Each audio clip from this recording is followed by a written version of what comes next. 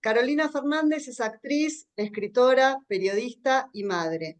Conductora de Un Domingo Perfecto de Radio Splendid y de Pintó Derechos, ciclo de la Defensoría del Pueblo de la provincia de Buenos Aires.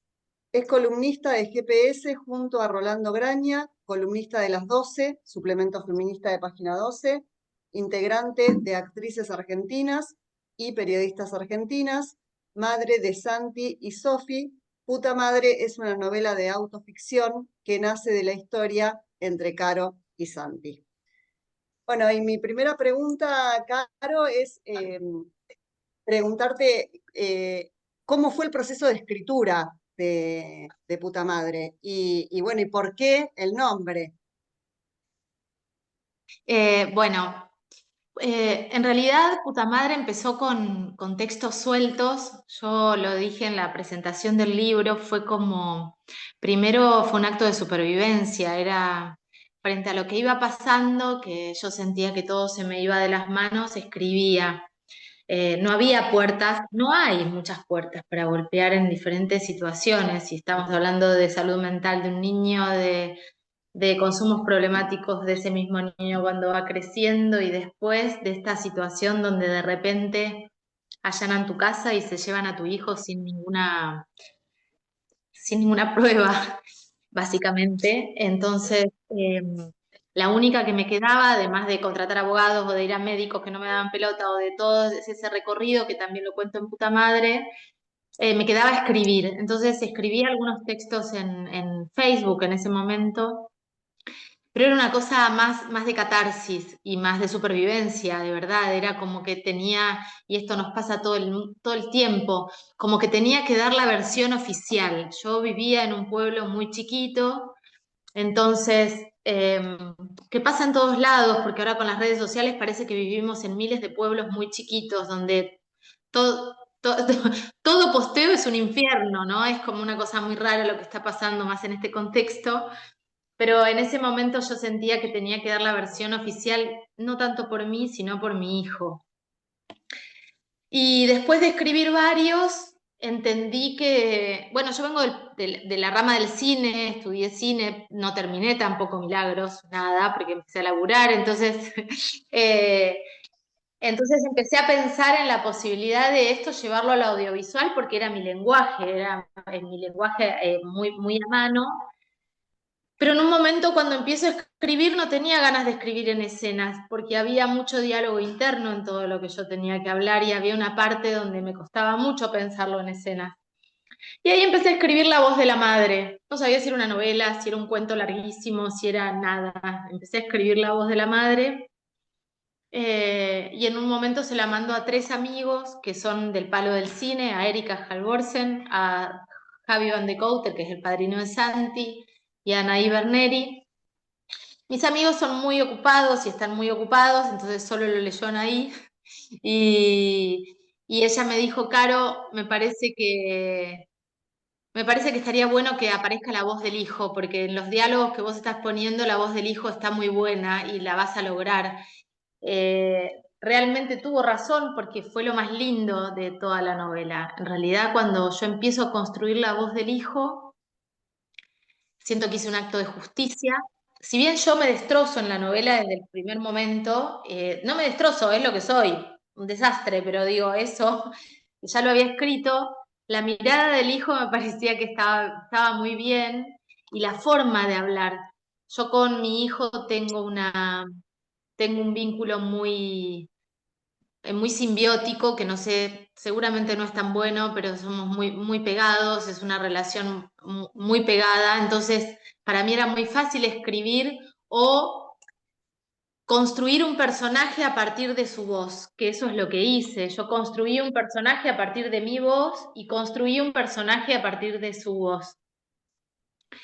Y fue hermoso hacerlo, me despegué de mi historia, no porque la novela no vaya contando mi historia, sino me despegué emocionalmente de la historia para poder contarla y empecé a jugar con esto de que, bueno, estaba en un proceso creativo. Y Javi me regaló un libro que está buenísimo, que se llama algo de la narrativa personal, pero es de Vivian Gornick, búsquenlo, y en un momento dice algo que repito todo el tiempo yo, que es el mérito está en el arte, no te dan puntos por vivir. Y ahí yo sentí que de mi historia, como todas las historias de cada ser humano que transita la vida, yo quería hacer un hecho artístico. Y Javi también me dijo, bueno, a ver, ¿qué querés con esta novela? ¿En qué góndola querés que esté? Y eso a mí me clarificó mucho porque yo dije, quiero que esté en la góndola de las novelas, no quiero que esté, no es no es una biografía, no es, porque además falto a la verdad en muchas cosas en función del arco de la novela o cambio las edades o a partir de un germen de realidad construyo un capítulo y ahí fue tomando forma. Eso me dio mucho alivio a mí, que sea una autoficción, que este género te permite jugar con otras herramientas y con entrar y salir de la realidad. Y también le dio alivio a Santi, por supuesto. Los personajes no se llaman así. El personaje del hijo se llama Lucio y yo soy madre nada más. El único personaje que tiene nombre es Lucio, pero por una cuestión de nativa. Juan Solá me lo corrigió, me lo editó, me hizo como la curaduría de la cosa y me dijo en un momento, me parece que tiene que aparecer un nombre porque si no tenés que poner hijo a cada rato. Fue por una cuestión de construcción del texto nada más. Juan fue muy respetuoso de mi escritura, prácticamente no la tocó, tocó algunos detalles y me ayudó a armar como los capítulos, pero prácticamente no lo tocó. Y me parece que lo que tiene el libro es esa cosa genuina, ¿no? Porque está escrito y tiene... Yo lo leo hoy y no lo puedo leer más porque le corregiría de todo, le sacaría mil cosas, le pegaría una pulida, pero también tiene lo que fue en ese momento escribirlo. Y después, ¿por qué puta madre, Ine? El libro se iba a llamar Merca, porque en realidad yo siempre creí como que la enemiga la enemiga íntima del personaje del hijo era la cocaína.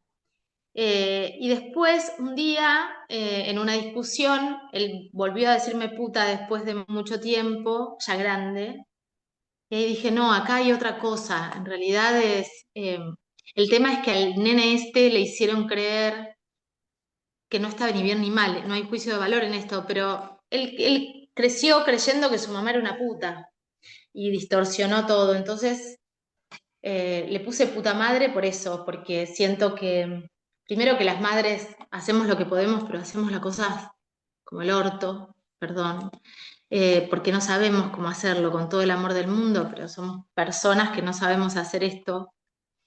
Y por otro lado, porque me parece que ese título, que ese rótulo que me pusieron en el pueblo, lo marcó a él mucho más que a mí. A mí, al contrario, a mí me divierte, no me pasa nada. Entonces, por eso se llama puta madre. Y Sofi Gala Castiglione una vez me dijo, podés ser puta, podés ser madre, pero no podés ser puta madre. Y me parece que por ahí pasa el castigo. Bueno, Es, es eso.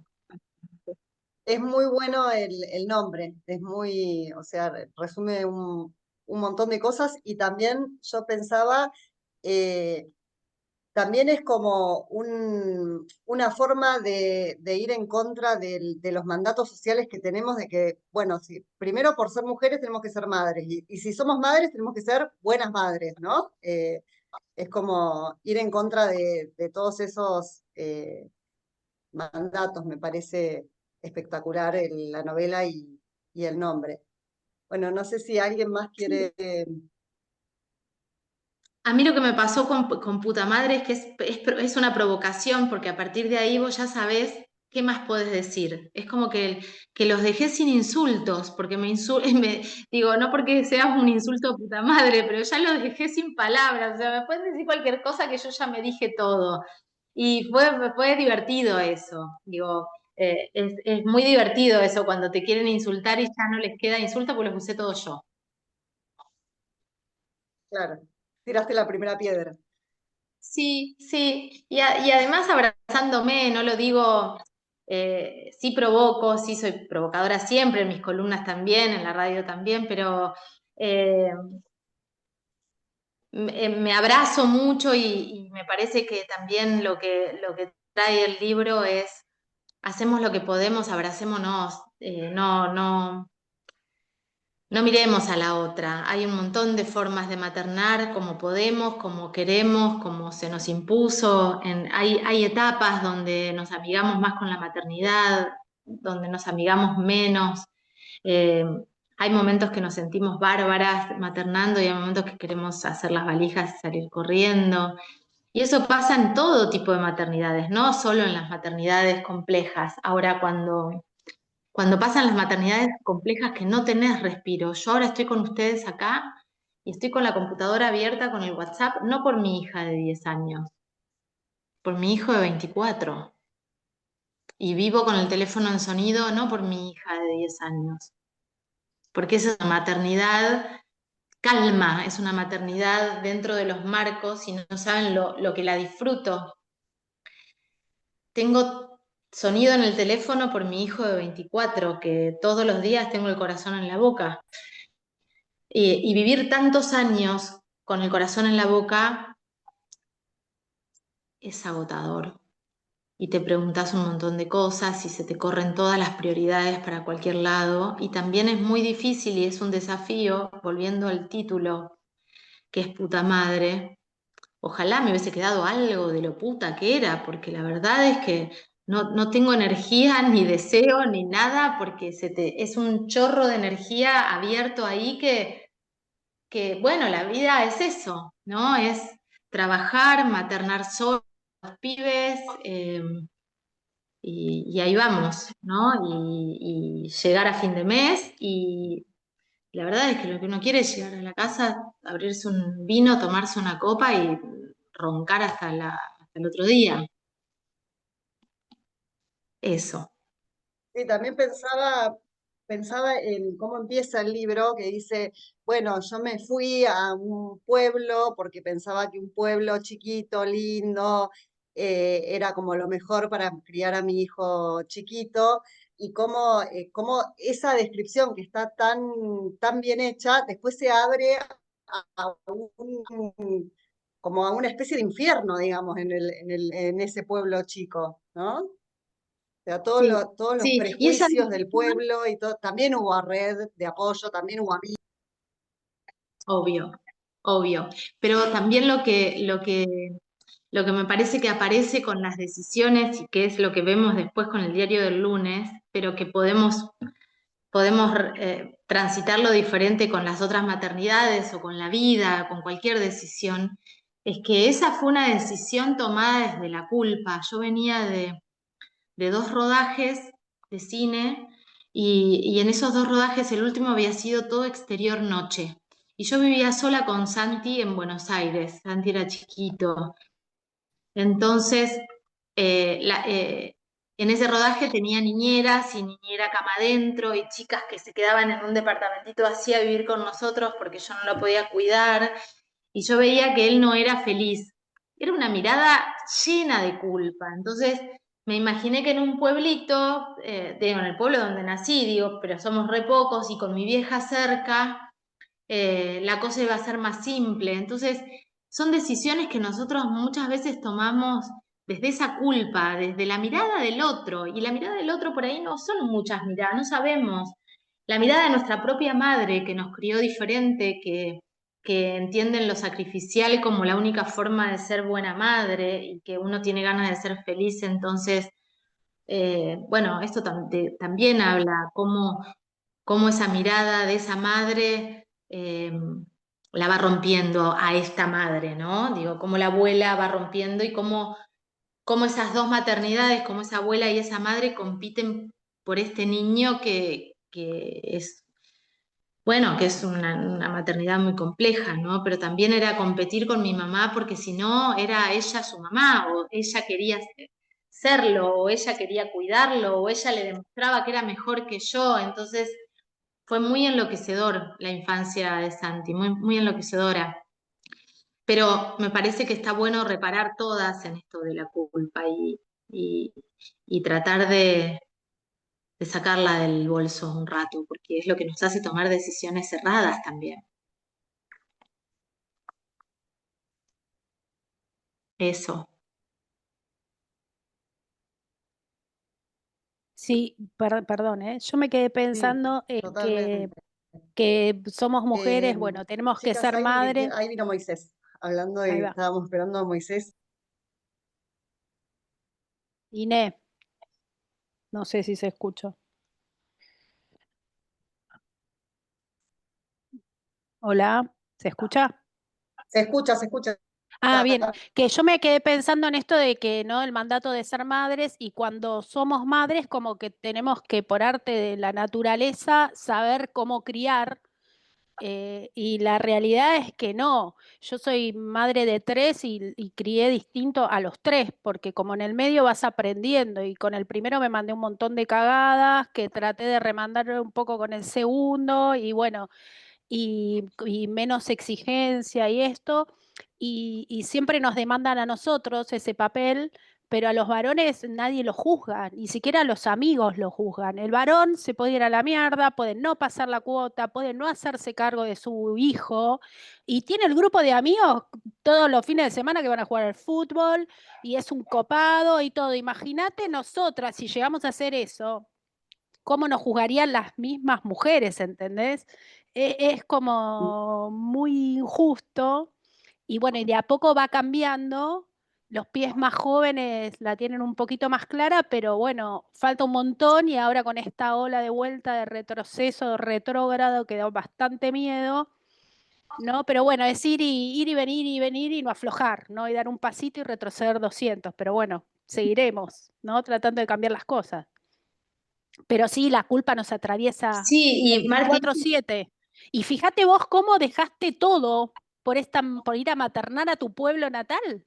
Porque vos tenías una vida, un proyecto, estabas sí. filmando todo. Y dejaste tu vida, te corriste recontra del eje para darle un contexto que vos creías que era mucho mejor, pensando más en él que en vos. Sí, total, porque además esta romantización de la maternidad, yo me imaginaba en una postal allá, ¿no? Al lado del río, viviendo, el nene corriendo, en un potrerito, qué sé yo. Pero de esto que vos decías, Marti, que está re bueno lo que traes, es que también a nosotros, nosotras como sociedad, nos cuesta también pensar que cada ser tiene su recorrido y que nosotros hagamos lo que hagamos, esa persona es como, tiene libertad, tiene libre albedrío, tiene una esencia, viene con un chip, no sé cómo es, pero yo muchas cosas que hice con Santi las hago con Sofi y es totalmente diferente la reacción, como el camino, el recorrido. A mí me interpeló mucho, bueno, hoy escuchaba a la mamá leí en realidad, escuché muy poquitito, la verdad es que no vi demasiado porque estaba con el otro tema laburando, pero a la mamá del femicida este cordobés, machirulo, desastre, que iba por los derechos de los varones. Y la madre dijo, yo no puedo creer que paría un asesino. Y a mí me pareció espectacular, digo, re fuerte lo que dijo, tan honesto. Nosotras pensamos que somos responsables hasta de que un hijo te salga asesino. Y no va a faltar gente que a esa madre le diga, porque vos lo criaste así, porque si yo le di todos los valores, mi hijo terminó la universidad y no es un asesino. Digo, ahí hay algo que la otra vez se viralizó un reel de la radio donde hablaba un poquito de Santi, de la crueldad y un detalle, una pavada, dije. Y no sé, muchísimos comentarios diciendo, porque vos lo criaste así, porque vos sos la responsable de esto, porque vos, por supuesto que lo que decís vos, Martín, nadie pone y dónde está el papá y qué hizo el papá, pero más allá de eso, cada ser, o sea, yo soy lo que soy también por mí, no por mi mamá. Y hay algo ahí, ¿no? Porque yo me acuerdo cuando llegaba el boletín de todos los nenes, llegaba el boletín y yo de casualidad no se quedaba libre y de casualidad podía seguir en la escuela y agradecía porque no lo echaban ese año. Estamos construyendo o se construyó ya una sociedad muy, muy severa también, ¿no? Con las maternidades y eso hace que nosotras estemos tan rotas también como mamás. Totalmente. Caro, Y es verdad, perdón, Eva, no, iba a decir eso de los padres. Los padres, es remarcado eso, o sea, no importa. Y lo mismo con el triple eh, narcofemicidio. Un montón de gente culpando a las madres de las pobres chicas que mataron con 20 y 15 años, diciendo, pero ¿cómo la madre sabía que ejercía la prostitución o el trabajo sexual, o sabía que estaba con los narcos?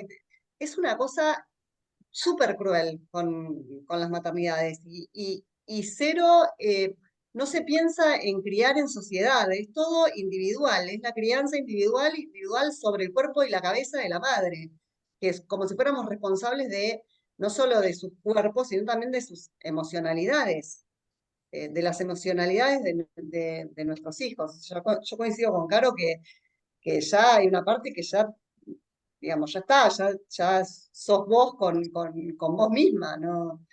Y también me llamó mucho la Claro. atención lo de la madre de la Hurta, lo que dijo de eh, no puedo creer que un asesino, me dieron ganas de ir a abrazarla, o sea, me pareció como súper fuerte. Bueno, dale, Eva, que te interrumpí, perdón. no, no hay problema. Quería un poco, retomando algunas cosas que dijo, que había dicho Caro del momento de la escritura y demás.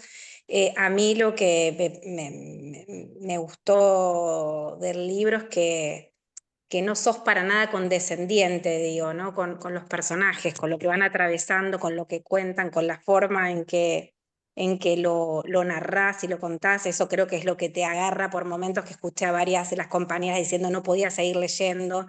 Te agarra como que tenés que respirar, y yo en varias oportunidades me hubiesen dado ganas de salir corriendo a abrazarte.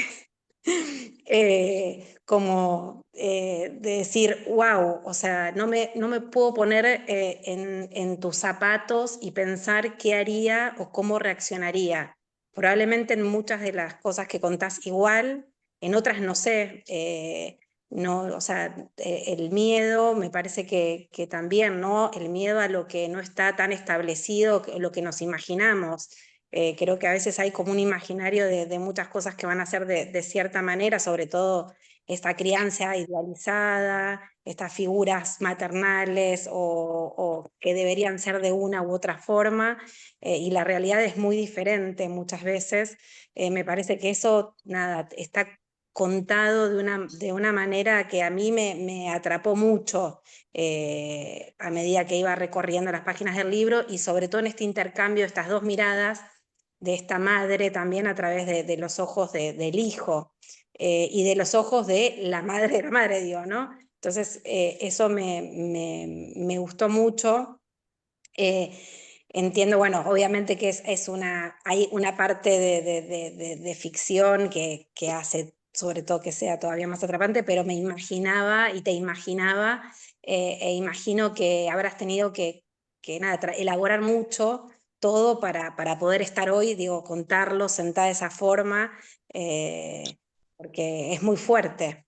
Y esto que traías recién, de eso que se viralizó, hablando también, ¿no? de lo que transita cualquier madre, con un hijo privado de la libertad, en una cárcel, y todo lo que tiene que vivir, que también, bueno, ahora con la peli que salió de Natalia Oreiro, que cuenta un poco la historia también de esta otra mamá que también, y todo lo que significa. Entonces me parece también como súper importante para traer muchos temas que son invisibilizados, ¿no? De los que se habla muy poco y de los que siempre se piensa que le va a suceder a otro, a otra familia, que le va a suceder a determinado tipo de familias también, porque hay mucho prejuicio, sobre que hay ciertas cosas que solo pasan en determinadas clases sociales. Y eso también me parece como súper interesante, ¿no? Para traer y para hablar de un tema que incomoda un montón, que también tiene que ver con los consumos problemáticos. Eso que estabas diciendo, mira, justo estoy buscando acá, porque hay algo que dice, Juan Solá me hizo el prólogo, ¿viste? Y en un momento habla de que esto pone sobre la mesa un tema que tiene que ver con las adicciones, con el consumo como problemático, con la privación de la libertad, a una clase media que tiene más prejuicios que información frente a esto, porque hay como doble frente, ¿no? En general, yo justo ahí no entré en esa porque siempre fui como muy de no ocultar nada y estaba como muy seguro, nunca me importó demasiado el otro. Me empezó a importar cuando lo empezó a dañar a mi hijo, ¿no? Cuando la mirada empezó a dañarlo a mi hijo, pero en el momento yo nunca oculté, pero en La Mujer de la Fila, en la peli que vos nombrás, Eva, que es bárbara esa película y hecha con mucha sensibilidad, Benjamín Ávila, que es el director, tiene una mirada tan humana y tan respetuosa, tan respetuosa. Pero lo que le pasa a esa mamá es que ella está con los dos frentes, con mentir en el afuera, con no hacerse cargo de lo que está pasando, con tapar, y por otro lado la lucha de todos los días, ¿no? De ir a la cárcel, de estar con esa nueva batalla que se le presenta. Pero me parece interesante esto que traes, porque es así, la mayoría de la gente no tiene ganas de hablar. A mí me escribe un montón, todo el tiempo me escriben un montón de mamás, un montón de hermanas, casi siempre son mujeres las que están pendientes de la persona adicta, sobre todo adictas, muchas mamás que tienen los hijos privados de su libertad o que tienen terror que lo metan preso porque están en un consumo muy vertiginoso, pero que no se animan a hablar del tema, que me lo dicen a mí, pero que no lo hablan ni siquiera con el propio hijo, que mejor no hablar de eso, parece que no nombrarlo, que no decirlo, que no traerlo, lo va a sacar. Y debe ser muy desesperante eso. Yo siempre fui atrás del problema, siempre que lo vi, siempre que en el momento que me daba cuenta tomaba decisiones y tomaba decisiones. Y tampoco es garantía de nada, porque dependen de muchas cosas. En este caso, dependía de la salud mental, que nunca fue diagnosticado y que fue recién diagnosticado cuando tenía 16 años en una clínica de rehabilitación. Entonces, es difícil cuando un sistema además no tiene una respuesta. Entonces, la única respuesta que tiene es la cárcel. No tiene una respuesta para la salud. Y eso es un desafío, y es un desafío que tienen todos los partidos políticos y pasó en todos los gobiernos. Digo, esto que estamos viviendo hoy es de una bestialidad absoluta y de una crueldad absoluta y de un plan de exterminio aberrante, porque además lo que está pasando dentro de los servicios penitenciarios federales es un horror, pero nadie se quiso poner encima, nadie quiso trabajar esto. Las cárceles están atascadas de pibes y pibas adictas. De las mujeres que están privadas de su libertad, el 70% están privadas de su libertad, supuestamente por comercialización, pero tiene que ver con adicciones. El 70% de las mujeres que están privadas de su libertad. Entonces, hay un tema que no están queriendo abordarlo, claramente. Ni ahora ni nunca lo quisieron abordar. Gracias, Caro. Cuando escribiste el libro, era una forma medio de hacer una catarsis. Bueno, vos escribís súper lindo igual en tus crónicas y demás también, pero o te imaginabas más que, no sé, esto de escribir para visibilizar un tema, pensabas en el impacto que iba a tener, no, un poco tenías algo así de eso, digamos, te cruzaba por la cabeza o fue así, solo necesito sentarme a escribir? No, yo sí, bueno, nosotras estamos en Periodistas Argentinas, estamos militando un montón de temas y lo que siempre se te viene, a mí al menos, y supongo que a ustedes les pasa lo mismo, que cada vez que aparece algo, yo enseguida pienso en todas las personas que están atravesando por eso y enseguida pienso en todas las personas que lo están atravesando sin mis privilegios. Siempre, porque me pasó algo el otro día que fue muy doloroso, que fue, yo estaba luchando mucho porque Santiago tenía que tener un tratamiento dentro del servicio penitenciario y cuando lo trasladaron al federal hace 8 meses, él dejó de tener todo tratamiento, en el bonaerense lo tenía, mal o bien, con 1000 cosas, pero había como algo, había más contención, pero el federal no tiene nada, o sea, la bajada es cuanto peor la pasen, mejor, y entonces no hay nada. No quiero hablar demasiado tampoco porque, bueno, mi hijo está ahí, entonces ahora está en el bonaerense porque un juez y un tribunal con muchísimo tino, con muchísima coherencia, lo volvió al bonaerense porque él está cumpliendo una condena en el bonaerense de la provincia, ¿no? Una condena ordinaria de narcomenudeo, una pavada, pero bueno, esas condenas son muy largas. Y cuando estuvo mucho tiempo en un buzón a resguardo en el Federal, donde no veía el sol, meses ahí encerrado en un lugar que yo todos los días me iba a acostar sin saber cómo se iba a levantar al otro día, en qué estado físico, ¿no? Fue muy enloquecedor. Cuando decide la justicia regresarlo al servicio penitenciario bonaerense, yo llamo al lugar donde estaba, que era un pozo de verdad, era como un centro clandestino de la dictadura. Hay cárceles federales que son eso.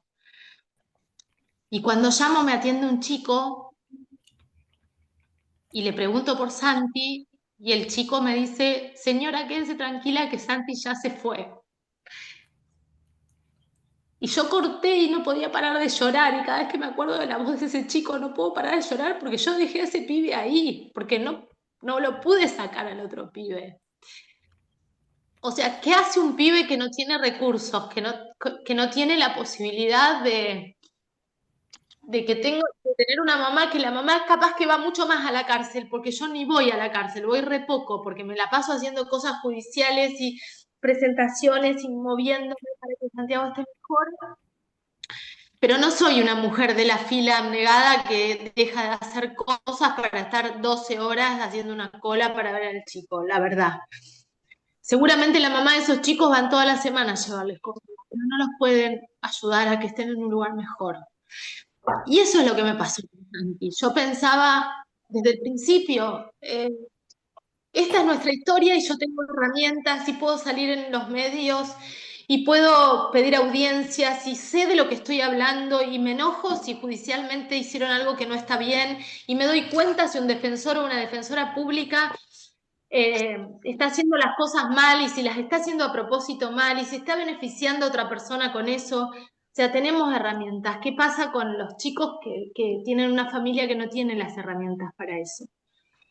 Eso fue lo que me pasó, Eva, en realidad.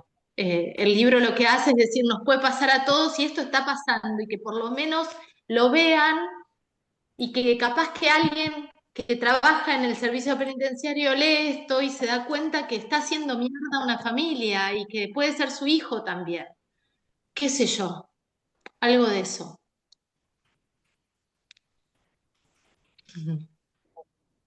Sí, está buenísimo porque es también una crítica al sistema, o sea, y es una crítica al sistema de salud, una crítica al sistema escolar, una crítica a la familia como institución, una crítica a la policía. Es como mirarnos como, no solamente a la madre, como sociedad. Yo sentí eso cuando lo leí, es mirar, también me pasó de querer ir a abrazarte, Caro, todo el tiempo, como dice Eva. Pero también lo sentí como una crítica a las distintas instituciones del sistema, porque como vos decís, Sí, te va dejando solos.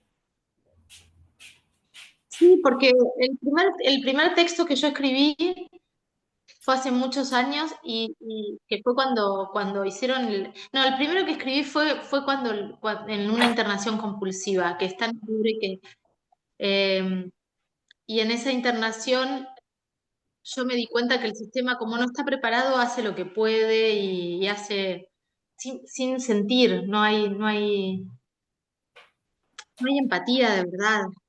Como que nos estamos volviendo autómatas, no sé, como que no nos hacen no nos duele lo que le pasa al otro. Sí, es una crítica al sistema. Y por supuesto que hay un montón de capítulos que los construí para entender eso y para llegar a eso, pero no dejan de ser reales, no dejan de tener que ver con lo que pasa. Por ahí no me pasó en mi historia, pero pasó, pero sucede, está sucediendo en este momento. En este momento hay que está torturando gente privada de su libertad, en este momento hay pibes que internados los pasan de pastillas, está pasando en este momento. Entonces, sí es una crítica al sistema y es decir, bueno, somos esto y todo lo que hacemos también lo hacemos con mucho amor. Yo no le encuentro la vuelta a muchas cosas, pero lo hacemos con las mejores intenciones también. O con las intenciones que podemos en ese momento, qué sé yo. Eh, es muy difícil, es muy agotador además. Pero el libro intenta primero ir con un ritmo ágil, porque no quiero ser un muro de lamento, para nada. Eh, eh, y, y después el libro tiene momentos como de luminosidad en algún punto, ¿no? Esos momentos de amor que son destellos que hacen que todo lo otro valga y que todo lo feo quede a un costado cuando hay una sonrisa, cuando hay un abrazo, cuando hay una palabra linda, cuando, cuando hay una esperanza. Hay muchas esperancitas en el libro. Y eso sucede y está bien que aparezca también, ¿no? Y esto de confiar y volver a confiar y volver a confiar y volver a confiar, que es lo que nos mantiene un poco vivos y vivas. Eh, y por otro lado, todo lo que tuve que construir, que no saben lo que me costó construir la parte de la mujer deseante y deseada, porque me parecía que le bajaba el precio al libro, o sea, yo ya no creo en nada de eso y era como, de verdad, y Juan me decía, pero sí, escribí una historia de amor, te lo pido por favor. Yo, ay, de verdad, me siento una pelotuda escribiendo esto, no, y bueno, sí, la escribí. Sí, totalmente. Bueno, hay dos manitos levantadas, creo que Moisés levantó primero y después Dora. Los escucho. Buenas tardes, Hola, buenas tardes. Hola Carolina, ¿cómo están? Buenas tardes Inés. Gracias una vez más por este espacio tan maravilloso de literatura. Eh, las escucho y realmente la sociedad hoy día está tan difícil. Y es muy cierto lo que dice Carolina. Estamos viviendo una época en la cual hay mucha individualidad donde últimamente pues se piensa solo en el yo, en el yo, en el yo y no vemos o no mostramos empatía con las personas. Así que bueno, las estoy escuchando de una forma muy atenta y estoy tomando notas acá. Me gustaría, Carolina, si eres tan amable de leer algún fragmento de tu libro. No lo pude claro. adquirir, pero estuve leyendo lo que Inés compartió y me encantaría escucharte. Muchísimas gracias, gracias Claro que Inés, sí. gracias a todas ustedes. Me encanta. Voy a prender la luz porque ya no veo nada y leo. ¿Les parece? Dale, Caro, ¿Voy? buenísimo. A ver. Si te parece, Dora, Caro lee un fragmento y después seguís vos, ¿te parece? A ver si se ve bien. Ay, no se ve mal por la luz. Me voy a correr. Esperen que me voy a correr. Voy a venir acá. ¿Está mejor ahí? ¿Sirve, Perfecto, Inés? Ok. perfecto, Caro. Bueno, a ver. Voy a leer. ¿Qué tienen ganas las que la leyeron? Marti, Eva, ¿qué les gustaría?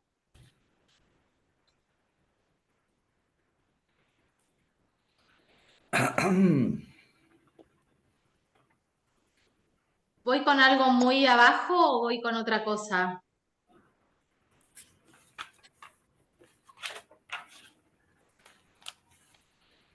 Bueno, Con algo algo que sea significativo para vos. Bueno, todo el libro es significativo, pero Sí, algo. sí, elegí vos como tu parte así, o no sé si decir favorita, pero algo que te haya movilizado o particularmente. Bueno, voy a leer una parte que es una de las esperanzas. ¿Les parece? Este Buenísimo. es el capítulo 55. Lo voy a ir cortando un poco, pero se los voy, que se llama ¿Cómo era mirar las cosas? Y cito a Pablo Ramos en esto que escribió él en Levántate María, que dice, me hacía olvidar de que yo había tenido otras ilusiones alguna vez. Visito a mi hijo todos los días. Es una tarde preciosa. El sol se las rebusca para filtrarse por todas partes. Sin embargo, entrar a la casa de mi madre, a esa cueva con olor a tabaco y marihuana, es meterse a una noche adelantada. La sombra llega antes, hambrienta, para devorar lo que queda de alegría. La llamo por su nombre. Hace años que lo hago. Somos dos monstruos compitiendo por un hijo fallado. No me contesta. Avanzo. Ahí está, en el fondo de la casa Chorizo, sentada en penumbras, mirando tal vez el recuerdo de cómo era mirar las cosas. ¿Estás bien?, le pregunto sin tocarla. Con la costumbre de no nombrarla, se fue la de acariciarla. Sí, hija, estoy bien. Mi madre está perdiendo los latidos a la par de mi hijo y lo sabe. Flota sin resistencia en una corriente imparable. Está vieja y envenenada de silencio. Prendo las luces. Llora sin ruido. Me siento a un costado y haciendo un esfuerzo le tomo la mano. Te quiero. Y yo a vos, hija. Le pregunto por su nieto. Con un movimiento pequeño señala el patio. Pocas cosas me conmueven más que estar debajo de esta parra. Un techo de hojas perfectas y racimos que se balancean rebosantes, brillantes. La perfección existe ahí, donde la vida se mantiene como un cuadro.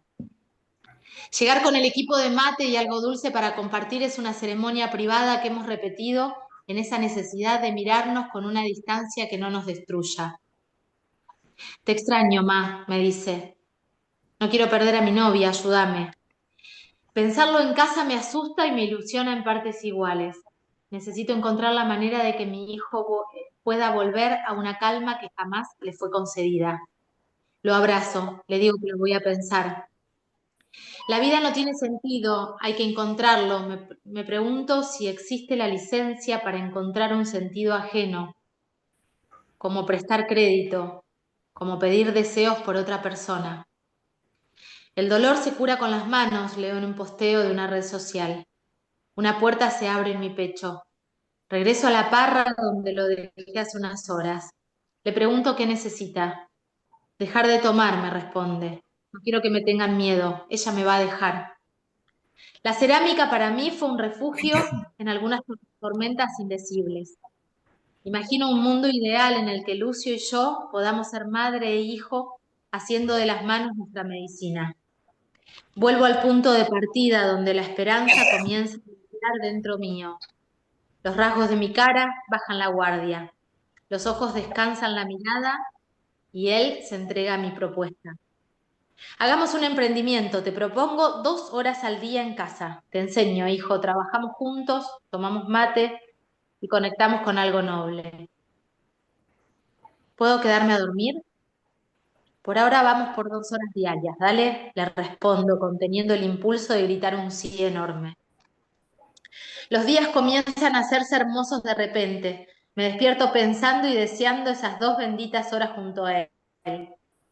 Lo miro pasar sus dedos por la pieza de cerámica. Siento que en cada caricia a ese barro su alma va tomando forma. Construimos nuestro paraíso en la galería. Las 2 horas se transforman en 3, en 4. La sombra del atardecer con los contornos de las hojas del cedrón pintando las paredes anuncia el último rayo de sol que atraviesa cada tarde en la galería. Mi hijo está concentrado en ese trozo de barro con forma de mate. Le susurro si quiere quedarse a dormir. A mi niño se le transforma el cuerpo, me abraza y me pregunta varias veces si estoy segura. Le digo que sí. Creer o reventar, el nene está mejor, me dice mi amiga mientras vuelca un chorro de agua hirviendo como si jamás hubiese cebado un mate en su vida. Tiene la virtud de dejar los palitos de yerba nadando en tiempo récord. No digo nada, hago un esfuerzo enorme para no gesticular mientras le doy un sorbo al agua sucia que me está ofreciendo. Mi hijo viene a los ponchazos con la cerámica porque llega cansado de trabajar en la chacra de mi amigo. Un hábito que jamás logré. Cortan leña, se fuman un porro y almuerzan asado. Siempre se cayeron muy bien ellos, comparten el eco de los mismos demonios. Pero es un tipo noble y mi hijo lo detecta inmediatamente. Es un lince para ver más allá de la cáscara. Debe ser por eso que no quiere a nadie. Flota una calma con la impronta de esos horizontes de atardecer patagónico. Los colores son hermosos, pero lo que anuncian es desconcertante. Corro las profecías y me toco la teta izquierda. Mi amiga me mira directo a la mano. Me rasco para disimular. Es temprano, el sol apenas asoma y mi cuerpo sigue desplomada en la cama. Volver a compartir el hogar con Lucio se parece a cumplir un sueño. Una caricia en el hombro, un beso en la frente. ¿Cuánto hacía que no sentía la mano suave de mi hijo queriéndome? Mejor espero con los ojos cerrados. Me hago la dormida para que repita el gesto. ¿Cómo retengo este instante? Recuerdo un ejercicio de meditación para guardar tesoros y tenerlos a mano. Hago una inspiración demasiado profunda. Mi hijo se aparta un poco y vuelve a acariciarme el hombro. Me desperezo con la felicidad en las pestañas. Un mate humeante me espera entre sus manos. Una desesperación por vivir así toda la vida hace que me incorpore, acomode un par de almohadas en mi espalda y le diga buen día como cantante. Sonríe, sonrío. Pasaron solo unos minutos de la mañana y ya ha sido un día espléndido. Quiero que llegue la noche y se derrame sobre nosotros como una mancha de nada llena de estrellas. Bueno, ese es un capítulo como de esperanza. Y lo que tiene el libro, los que no lo leyeron lo van a encontrar y los que lo leyeron ya lo deben haber visto, es que después de cada esperanza es como que la vida me fortalecía y nos fortalecía, porque tampoco tengo que perder de vista el sufrimiento de él todo el tiempo, ¿no? Más allá de que hay más mirada de mamá, eh, ese personaje sufre todos los días, porque no puede con él. Y después de ese capítulo voy a leer un pedacito más para que vean cómo va. El capítulo 56, inmediatamente de esa esperanza y ese mate, viene así, se llama Una guerra contra tanto amor. Y el texto de cita es de Eduardo Galeano. Si una enfermedad se transforma en un delito y ese delito se transforma en un negocio, ¿es justo castigar al enfermo? Desde la cuadra anterior a la esquina de casa se ven luces azules. No acelero, no freno, voy. Gente de prefectura con armas largas esperan en la puerta de entrada abierta y rota. Buenas tardes, les digo. Señora no puede ingresar hasta que el oficial la autorice. Miro a través de la puerta. Montaron una oficina en mi living. Hay computadoras y una impresora. Más atrás y más adelante todo revuelto. Metieron mano en cada rincón. El abuso en este hogar parece tener correlatos más allá de la carne. La novia de mi hijo está encerrada en su cuarto. Estaba durmiendo cuando destrozaron el ingreso y destruyeron cualquier vestigio de vida incipiente que veníamos gestando mi hija, mi hijo, su novia y yo. Una guerra contra tanto amor dejó en escombros la última de mis inocencias. Me quedo en el umbral hasta que por fin me hacen entrar. Leen algo que... Allanan mi casa y buscan lo que no hay. Mi hijo viene de la chacra. Llega cansado y sucio. Lleva puesto un pantalón mitad negro y mitad blanco. Es el pantalón más lindo que tiene. La parte blanca está manchada de grasa, de barro, de ira, de dolor, mientras la parte negra danza cómoda en la pierna derecha. Se para en la vereda, devastado, y me mira. Los ojos de mar se le ponen rojos alrededor como cada vez que la vida lo cerca. Se está terminando el sueño que soñamos, o al menos el que soñé. ¿Qué puedo decir? ¿Qué palabras abarcan semejante crueldad? La puerta sigue abierta de par en par, una cirugía a corazón abierto sobre la mesa del pueblo. Un espectáculo público y gratuito para las decenas de autos que desfilan tratando de rescatar algún detalle de este ataque feroz. Una camioneta clava los frenos justo en el ángulo donde tengo puestos los ojos. Mi amiga baja dando un portazo y en 2 trancos llega al umbral. No puede pasar, señora, le dice el mismo oficial que me impidió el ingreso a mí. Me acerco de este lado del cuadro. Estamos divididas por un vidrio invisible que es la separación que hace el sistema entre los que son normales y los que no tanto. De este lado los descartables, de aquel los útiles. Mi amiga aguanta las lágrimas por unos segundos con la boca entreabierta, le tiemblan las comisuras de los labios. Se los leo, me pregunta qué hace. Le respondo que no haga nada. Me quedo acá por las dudas, dice. No aguanta más, llora. Le habla a mi hijo como queriendo convencerse de que queda algo por hacer. Mi hijo la mira desde más adentro de la jaula en la que se lo van a llevar. Ella permanece como si hubiese soltado un ancla al centro de la tierra, atestiguando el fin de nuestro mundo. No les quedó libro por revolear, estante por vaciar, cajón por romper. Ahora el oficial se acerca a mi hijo con un par de papeles escritos en doble faz. De detención. Entonces me abraza fuerte. Aprieta a su novia contra el pecho y le pone en las manos los 800 pesos que ganó. Acaban de arrancarle el brillo. Veo el último de sus miedos desvanecerse en el piso de casa. Mi hijo acomoda las manos adelante. Las esposas se cierran.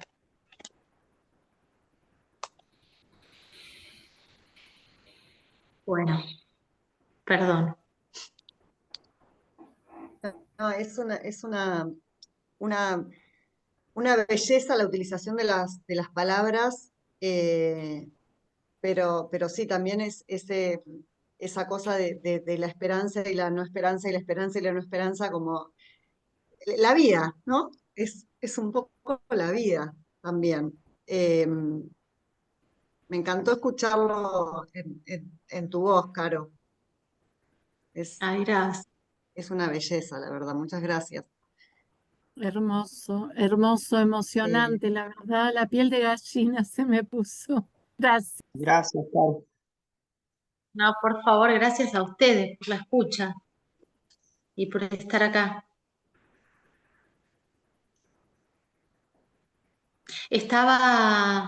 Dora, vos tenías algo para decirme, ¿no?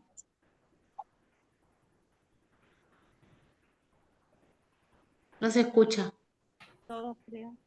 Escuchando esto hermoso, bellísimo. Pensaba, antes de lo que iba a decir, pero ahora después de escuchar, leer, digo, qué maravilla y qué valentía en medio de una vida en hipervigilancia en un punto, ¿no? Todo el tiempo esto de la angustia permanente, ¿no?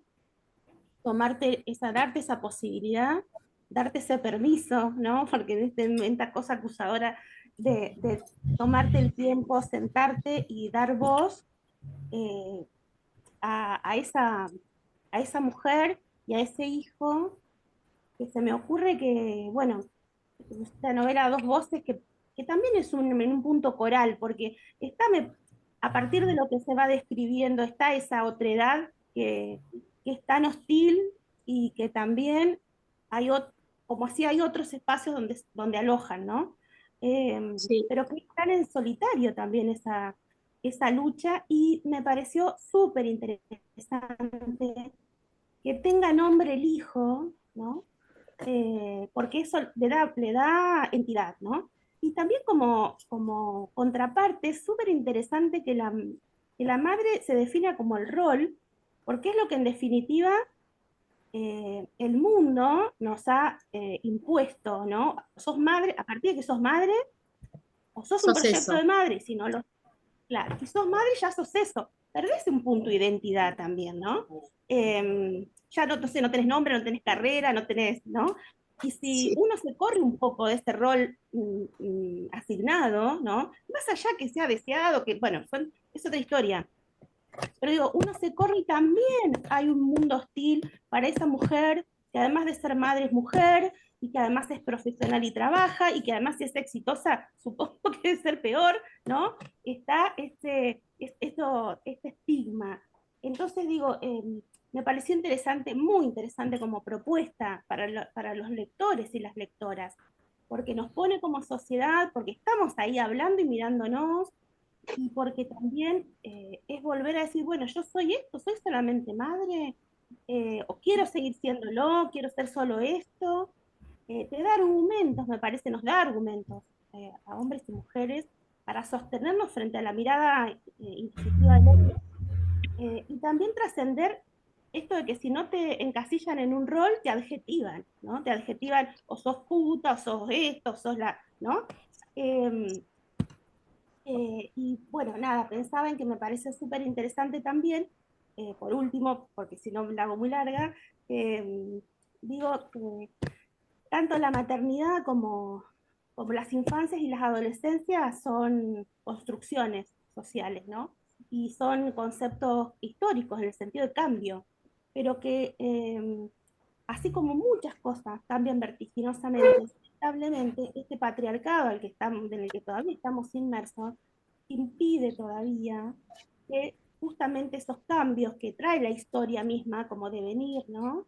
Se puedan transitar de forma diferente, menos dolorosa, porque todo cuesta el doble, un montón, ¿no? Sea con los hijos, sea con cualquier aspecto que esté transitando esta situación. Bueno, nada, muchas gracias por este libro y por esta invitación y esa provocación que nos dejas a todos. Ay, qué lindo lo que dijiste. Voy a correrme porque la luz me hace mal. A ver si acá estoy mejor. Gracias a vos por todo lo que dijiste. Es interesante. Esperen, estoy medio de clase porque me vine acá a Tigre a ser feliz un rato. Ahí está. ¿Ahí se ve mejor o no? Apago la luz, ¿no? No, se ve bien, me parece, Caro. Habría que silenciar. Ah, ya está. No, no, que Magdalena tenía el sonido abierto y por ahí se colaba. Yo te veo bien, no sé los demás cómo la ven. Yo no quiero que se vea. Bueno, si se ve bien, ya está. Se ve bien. Ok. ¿Te ves luminosa, Caro, como sos? Sí. Sí, me veo como una cosa acá, Llena de ¿ves? luz. Mirá. Dios mío. A ver. Ahí está, ahora sí. Ahí está. Encontré lo que necesitaba. Es mejor. Sí, es mejor. Ahora sí. Pero igual cuando leías, esa luz te quedaba bien también. Claro. Pensaba en lo que dijo Dora de que la madre no tiene nombre, o sea, la madre es la madre y el hijo sí tiene nombre. Me parece espectacular esa lectura que hizo Dora. Sí, y que somos ese rol, es espectacular lo que dijiste, yo nunca lo había pensado así. O sea, sí, yo no le quería poner nombre a nada, pero es eso, somos eso. Está bien, es buenísimo lo que dijo, somos ese rol, qué garrón. Ya desde el momento en que parís, a mí me pasó, la enfermera, la que está ahí cuidándote, sos mami. Te dicen No, mami. no tenés nombre, es mami, mami, cuidado con lo que uno dice. Yo decía, pará, yo no soy mami, soy Martina. O sea, ya ahí ya era el primer día que ya eras mamá, eras mami para todo lo que estaban alrededor tuyo y no tenías más nombre. Tenés razón que te dicen mami las enfermeras apenas parís. Es un Eh, espanto. Qué bárbaro. Vos sabés que en relación a esto que decía Dora, chicas, gente, compañeros, me quedé pensando también en el atravesamiento que tiene la madre en nuestro país, ¿no? La fuerza que tiene en términos de las madres y las abuelas, ¿no? Como que ahí se conjuga también una conceptualización que nos atraviesa a todas y a todos.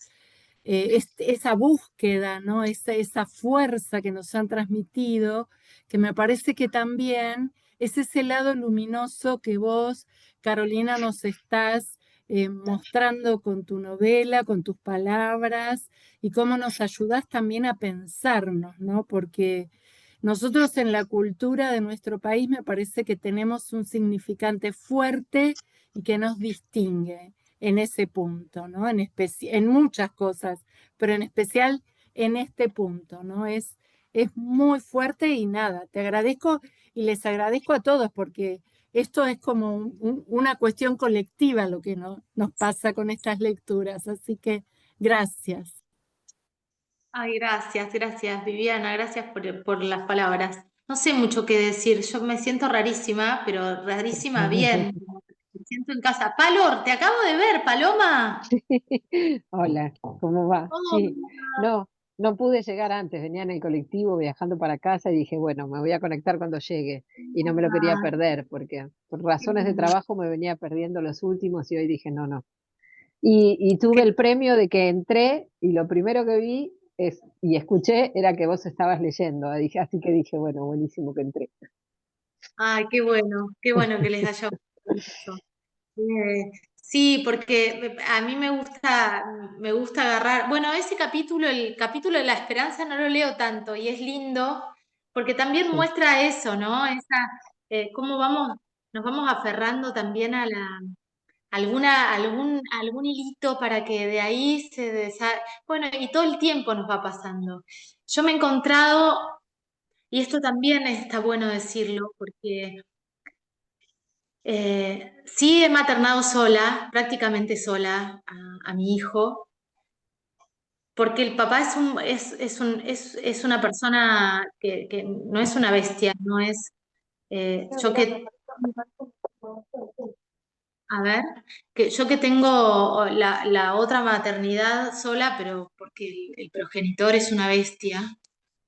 eh, Al padre de mi hijo no lo tengo en ese lugar. Sin embargo, no pudo paternar, no le sale mucho o no pudo con esta realidad y también no lo justifico porque ha sido muy duro conmigo él también, ¿no? Por no poder hacer nada de él, era todo el fardo para mí, pero sí lo que sí rescato y es re importante es que yo creo que las madres que tenemos que atravesar situaciones tan complejas, encontramos muchos seres en el camino que nos sostienen y que también nos devuelven, aún en los momentos más tremendos, eh, una esperanza, no me gusta la palabra esperanza y la estoy usando un montón, pero eh, una posibilidad, una oportunidad. Mucha gente apareció en mi vida, nos cruzamos en la vida de Santi mía y nos dieron manos enormes. Gente que vos decís, pero ¿en qué momento, cómo fue que de pedo estoy acá y encuentro a tal persona y hablo de tal cosa y pasa tal otra y de repente enseguida ese ser se transforma en alguien re importante en nuestra misión diaria de salvarle la vida a mi hijo? Y voy como, ¿vieron cómo va Tarzán así agarrándose de una pierna y de la otra? Bueno, yo voy así.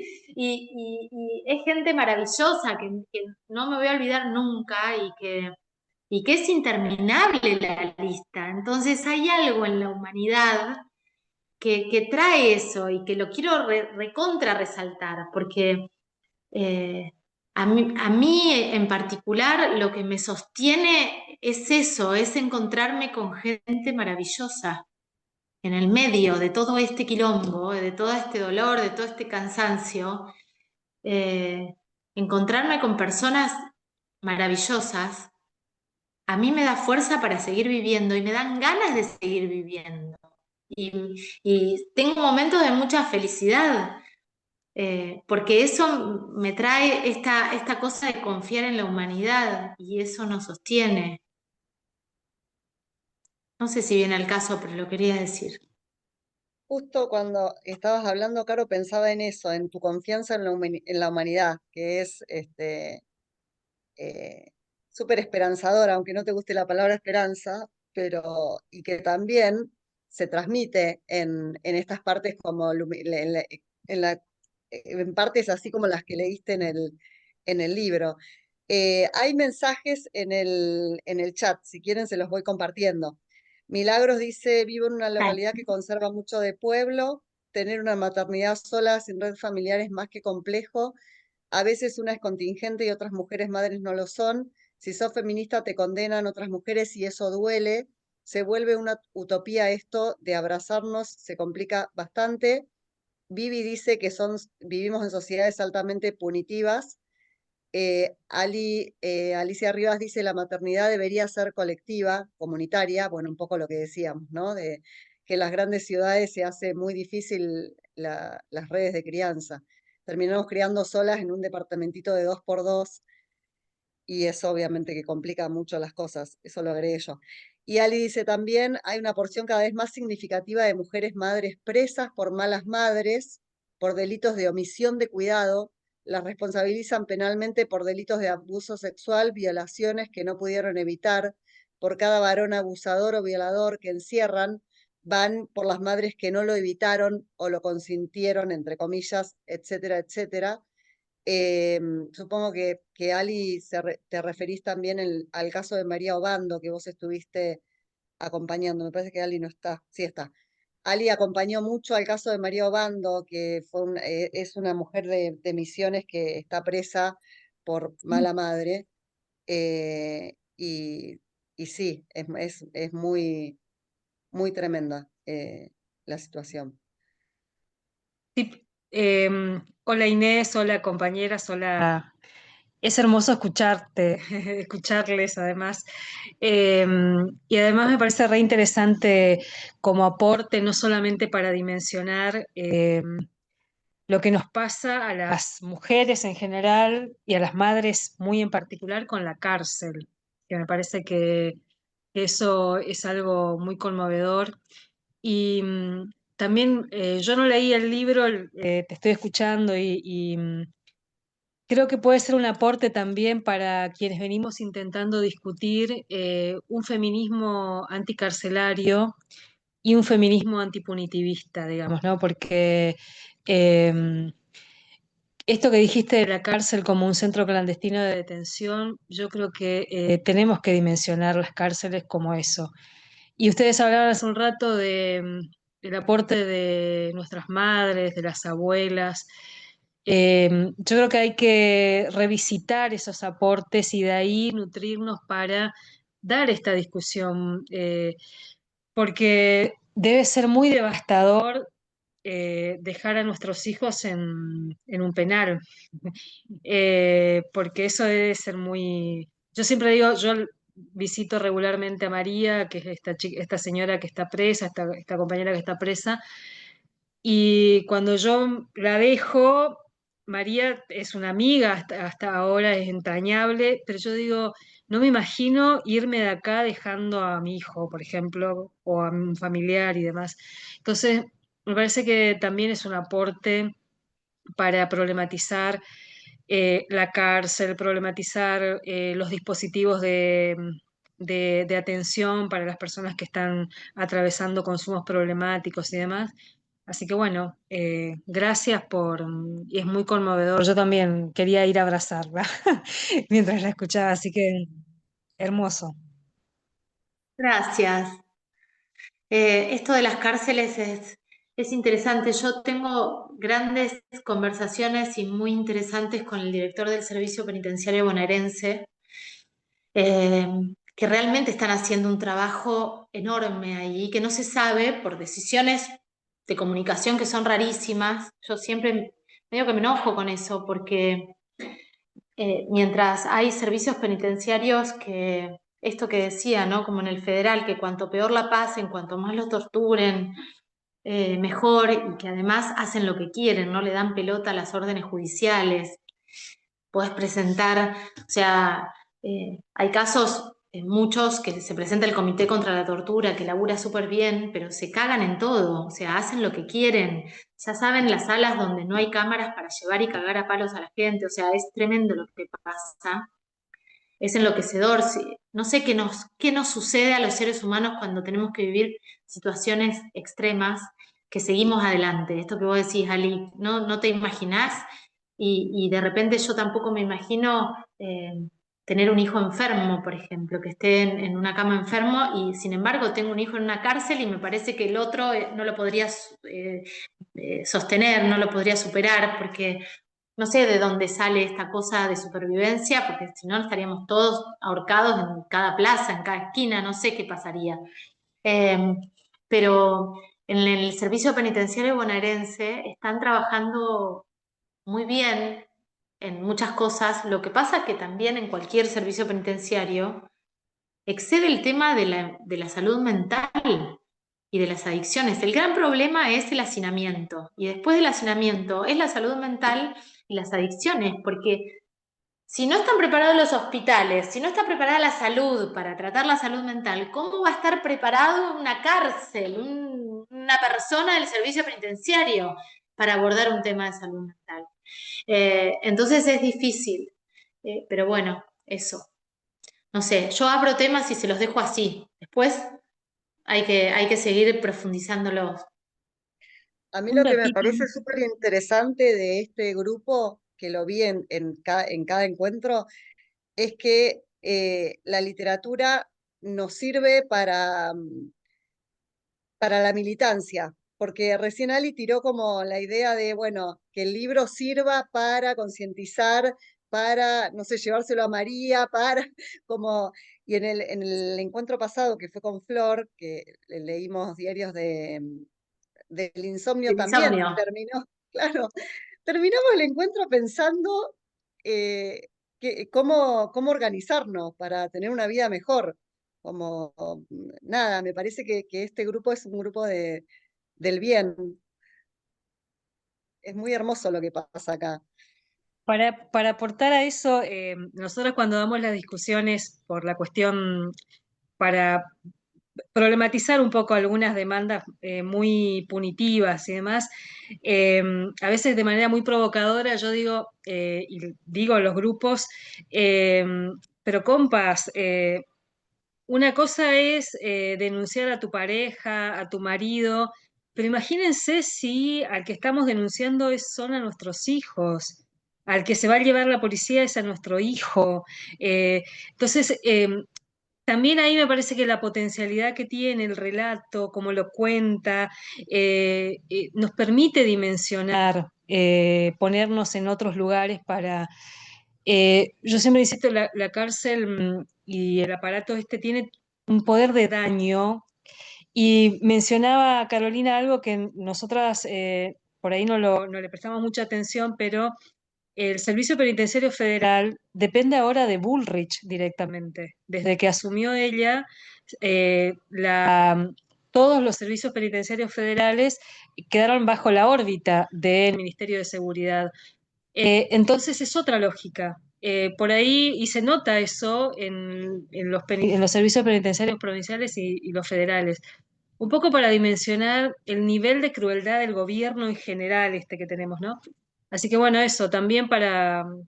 me voy a buscar el texto para esas discusiones con las compañeras. Te va a encantar, Ali, les va a encantar a todas. Y pensaba en esto que decís de Bullrich, me acordé de lo de Pablo Grillo, que el gendarme le tiró sabiendo lo que estaba haciendo a la vista, a cielo abierto, a la vista de todos y de todas. Imaginémonos lo que puede llevar a pasar, como decía Caro, adentro de una cárcel, ¿no? Es muy eso, el tema de la crueldad y de quién nos gobierna no es un dato menor. Hay en Puta Madre hay varios capítulos muy cortitos donde se habla de la cárcel, pero se habla con cosas muy puntuales, ¿no? Y yo lo leí una vez en Prisma, que es un lugar hermoso que está en La Plata, y fue gente del Ministerio de Justicia de la provincia de Buenos Aires, y cuando terminé, que son esas personas que se quedan en tu vida para siempre después, ¿no? Porque los conoces en esos espacios y decís, bueno, la vida lo puso o los puso o las puso en nuestro camino para poder tener herramientas. Y cuando yo leí algunos pedacitos, terminé y me dice, bueno, en contraposición, están haciéndose de la cárcel, que no cuentan lo que es la verdad, que tampoco tienen que hacerlo porque es una ficción y es una construcción, y yo respeto mucho eso y está buenísimo. Él me decía, la persona que vio esto, me decía, pero cuando vos contabas lo de las chinches, lo de la tuberculosis, lo de como cosas muy concretas, él me decía, es así porque es tremendo, están hacinados, no tienen, el problema es el hacinamiento, y eso que ahora, en el último tiempo, en la provincia de Buenos Aires se construyeron más cárceles y polos industriales, se está mirando ahí, también como una cosa de seguridad, para que realmente haya herramientas y la gente salga con ganas de seguir viviendo y no de estar más enojado con el mundo. Pero voy a leer cuatro rengloncitos. Capítulo 67, tuberculosis. Tengo un pájaro negro para que vuele de noche, y para que vuele de día tengo un pájaro vacío. Este es de Roberto Juarros. Un pibe muere de tuberculosis en la celda contigua a la de mi hijo. Muere y nadie dice nada. Me pregunto si la familia sabrá la verdad, si tendrá familia, si alguien lo recordará. Mi hijo está a menos de 2 metros de morir cada día y yo acá viviendo como si no existiese un mañana. Tiene como pedacitos así cortitos, pero que va contando medio lo que va pasando, ¿no? Es como... y la voz del hijo también, lo que pasa es que yo no la leo tan bien a la voz del hijo. Pero bueno, hay un montón de cosas que tienen que ver con lo que pasa en la cárcel. El capítulo 74 se llama Agua, y el texto que cito es de Alejandra Camilla, que dice, es un extraño en un cuerpo que arde. La reconcha de la lora, me miro el brazo, una chinche de mierda me perforó la piel, me supura, tengo el cuerpo lleno de infecciones, sale líquido y sangre porque me rasco. El otro día le pedí a mamá que hablara para llevarme a sanidad, pero le agarró un ataque de furia, que por qué le muestro esas cosas, que después no para de ver esa imagen, que no la torture más. A veces llora por nada, me bloquea unos días y después me pide perdón. Mientras tanto, a mí me comen estas cosas. Hay tantas que parece que las tiraran a propósito, como si fueran parte del castigo. Cientos de chinches que se meten por todas partes y trituran la carne, bichos muertos de hambre. No sé qué hora es. Un olor a pollo crudo llega desde la reja y me revuelve las tripas. Mi vieja se apoyó a la parrilla. Compraba varias patas sueltas porque a mí me gusta comerlas con la mano. La extraño. Peino merca que dejaron los pibes en el plato. Bueno, eso salteé, pero habla un poquito de lo que pasa en la cárcel todo el tiempo, ¿no? Sí, también está bueno, volviendo, que ya lo hablamos al principio del encuentro, pero me parece que está re bueno también que la novela también trata sobre la relación de la madre con la madre de la madre, como de generación en generación, como traer eso también me parece eh, espectacular, y que lo hablamos en otros encuentros, porque salió mucho el tema de la maternidad en estos encuentros. De la maternidad y del ser hija también salió. Con Virginia Feynman, por ejemplo, también salió el tema de cómo ser hija, Qué no solo difícil. cómo ser madre. Qué difícil. Sí. Re difícil ser hija, y cuando pasan algunas cosas que son capaz, no sé si siempre tenemos algo para reprocharle a nuestras madres como nuestros hijos a nosotras, obvio. Pero cuando lo reprochable tiene que ver con lo que más amas en el mundo, por más que sea más pesado que la necesita de chancho, como es mi hijo, lo que sucede es que el reproche no se va nunca más, porque la mirada que yo tengo de un montón de cosas hicieron que yo la ame a mi mamá y que la vea como que me dé pena en muchos momentos y que sienta compasión y que sé que es una mujer buenísima, pero hay algo en mi cuerpo que no me permite abrazarla, por ejemplo. hay algo que no me permite abrazarla y yo hago un esfuerzo y no me sale y es re buena y siento culpa por mi hijo y siento culpa por mi madre, porque además todo el mundo me dice, ay Gloria, tan buena, la mujer más buena, y es verdad que es tan buena, pero bueno, pasan estas cosas. Cuando vino Caro para la presentación de tu libro, ¿te acordás que leyó Sofía y Juan Solá me parece que leyeron, ¿no? Sí, Y vos, los tres. sí. Ahí se abrazaron con tu mamá, yo me acuerdo. Ahí nos abrazamos, ahí nos abrazamos. Sí, hay momentos de abrazo, pero hay momentos que yo registro, no, y además, ¿cómo no la voy a abrazar si yo dije, o sea, estoy hablando de ella en una sala llenísima de gente, pero se la banca, bueno, porque también es otra forma de canalizar todo, ¿no? Ella nunca me planteó nada del libro y lo leyó una vez que me vino a visitar a Buenos Aires y yo llegaba de cualquier lado y ella se sentaba en mi escritorio que tenía una luz así desde arriba, como una cenital, y ella estaba así leyendo, ¿no? Y yo solo preguntaba, ¿por qué capítulo vas? Y me decía el capítulo y yo enseguida pensaba, está leyendo esto que... Y nada, no me decía nada, bajaba y cocinaba y comía como si nada. No sé, son formas de transitar.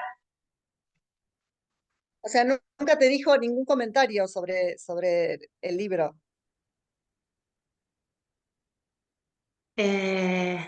Nunca. Sí, una vez se enojó porque me dijo, mirá la pavada, me dice, ni siquiera se enojó, pero me dice, ay, Carolina, ¿cómo vas a poner esto? Y yo dije, bueno, algo re profundo. ¿Cómo vas a poner que el nene dijo, qué asco la concha de mi tía? Nada era lo que me dijo. Nada de eso. Así que, bueno, listo, está fingiendo demencia, seguimos así. Caro, ¿tu hijo leyó el libro? Mi hijo no lo leyó, se lo leí yo por videollamada. ¿Qué Eh, lo que vago. puedas contar, lo que quieras contar?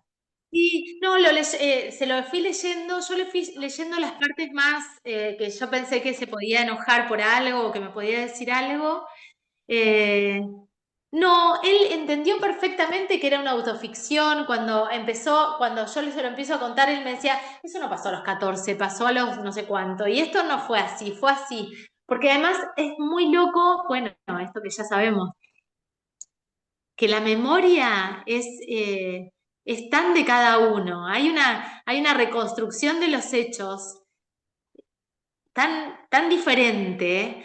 Digo, el recuerdo lo arma como necesitamos que lo arme, que se nos arme, o sea, lo que se me armó a mí es totalmente distinto a lo que se le arma a otra persona y del mismo hecho y del mismo recuerdo aparecen dos versiones totalmente distintas. Entonces, hay algo de él que lo alejó del libro, pero lo alejó bien. El otro día, ahora cuando los trasladaron, me dijo, vieja, mandame el libro, ahora se lo voy a llevar. Seguramente me va a llamar puteándome por algo, pero en la general está todo bien. Le leí el final, cuando le leí el final, le dije, el final es re fuerte. Dijo, pero a mí el final es re doloroso, o sea, es re demoledor. Y se lo leo y me dice, bueno, no está tan mal el final. Pero ¿cómo no está tan mal, Santiago? Me dice, no, por lo menos me dejas la casa. Sí, y justo retomando esto que decís del final y que venían hablando de la maternidad, hay ahí en ese final, en esa decisión, también una cuestión digamos, de maternidad y de una decisión que va más allá de vos y que tiene que ver con tu hija. O bueno, digo, habrá parte de eso que a mí nada, esas partes me resultaron como muy fuertes. Cada intervención nada, ¿no? De esos diálogos con tu hija tan chiquitita en ese momento y la mirada que asoma de ella, de amor hacia su hermano, pero también de alguna manera de poner un límite. Y nada, eso también preguntarte un poco, porque ahí tuviste como otra mirada también de la maternidad y tomando decisiones por otro hijo, por una hija. Bueno, es que eso pasó todo el tiempo. que no está acá, está en la película, está, la primera versión de la peli está escrita y la va a dirigir Anaí Berneri, ojalá que consigan los fondos y plataforma y todo, yo supongo que sí. Y en la primera versión está, me parece, esto que les voy a contar, pero cuando Sofi era chiquita, yo tengo una pileta en casa del sur, y yo estaba sentada en el borde de la pileta, y Sofi se estaba ahogando, y yo la estaba mirando, pero no la veía. O sea, no la estaba mirando, estaba pensando en Santiago. Y me acuerdo que me di cuenta ya avanzada la ahogada, o sea, como... no cuando chapoteó la primera vez. Y cuando la saqué, que se angustió un montón, era muy chiquita ella, tendría 3 años, 4, como podía me dijo, pero vos me estabas mirando y no me salvaste.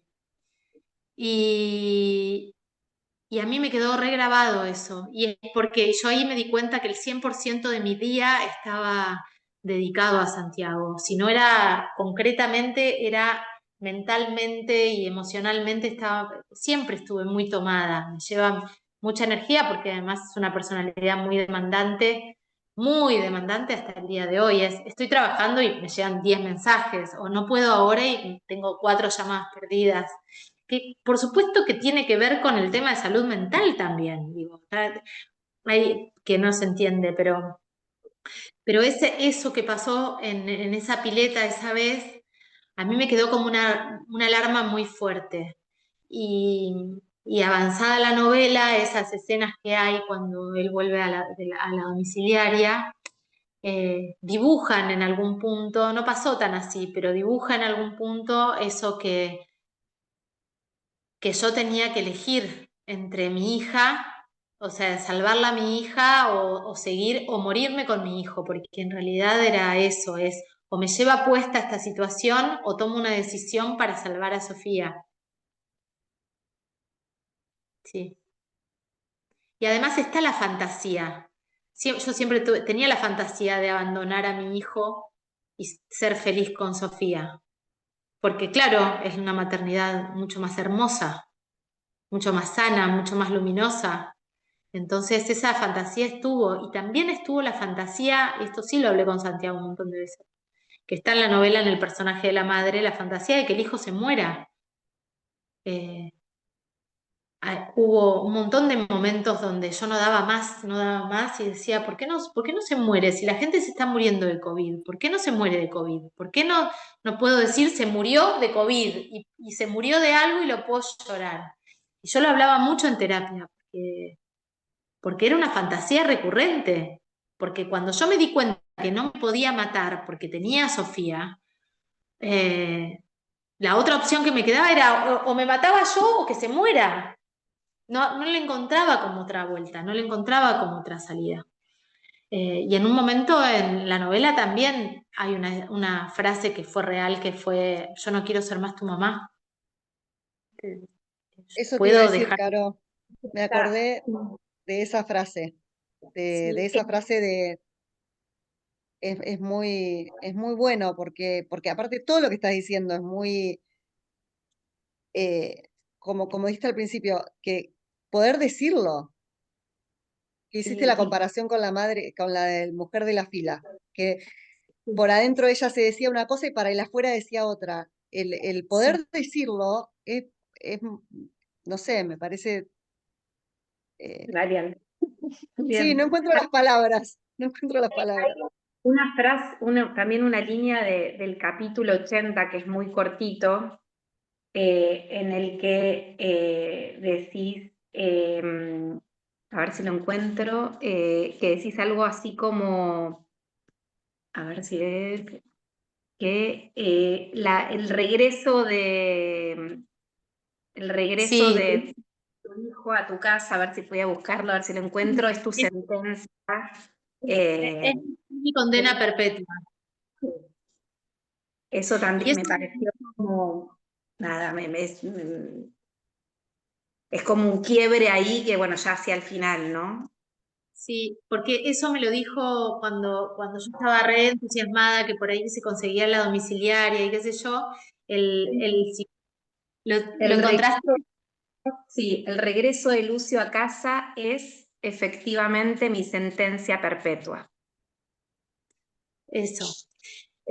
Porque eso mi psicólogo, antes de que llegue a casa en la domiciliaria, que él es psiquiatra, había intervenido en algunas situaciones y él estaba seguro que el tema de Santiago es un tema de salud mental y él entendía que el regreso de Lucio iba a ser complicado a casa y yo estaba muy idealizando el regreso y los mates en el patio y jugando con la nena y fue tremendo pero él antes de que llegue Santiago, él me dijo que la domiciliaria de tu hijo no sea tu condena perpetua. Y a mí me quedó grabadísimo y por eso tomé también las decisiones que tomé, que son durísimas, porque es entregarlo.